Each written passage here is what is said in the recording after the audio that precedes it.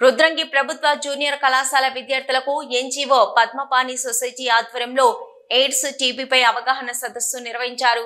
ఈ సందర్భంగా వైద్య అధికారులు మాట్లాడుతూ విద్యార్థులకు ఎయిడ్స్ టీబీ వ్యాధుల లక్షణాలు మరియు వాటి నివారణ కొరకు మార్గాలను తెలియజేశామని అన్నారు. అలాగే సీజనల్ వ్యాధుల పట్ల జాగ్రత్తగా ఉండాలని సూచించడం జరిగిందని అన్నారు. విద్యార్థి దశ నుంచి అన్ని వ్యాధులపై అవగాహన మరియు నివారణ చర్యలు తీసుకొని జాగ్రత్తగా ఉండాలని కోరారు. అనంతరం గ్రామ పంచాయతీ ఆవరణలో పోషణ మాసంలో భాగంగా హ్యాండ్ వాష్ మరియు ప్రతిజ్ఞ చేశారు. ఈ కార్యక్రమంలో health visitor Devalakshmi, ANM Rajeshwari, Vijaya, ASHA workers, anganwadi teachers, గర్భవతులు, బాలింతలు, కిషోర బాలికలు పాల్గొన్నారు.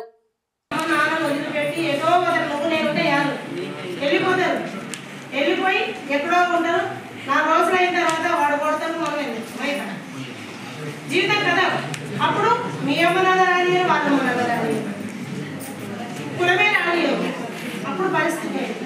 కాబట్టి మీ చదువు మీదే ఇంట్రెస్ట్ పెట్టాలి. అది ఒకటి అంటే అబ్బాయిలు ఫీల్ అవ్వదు.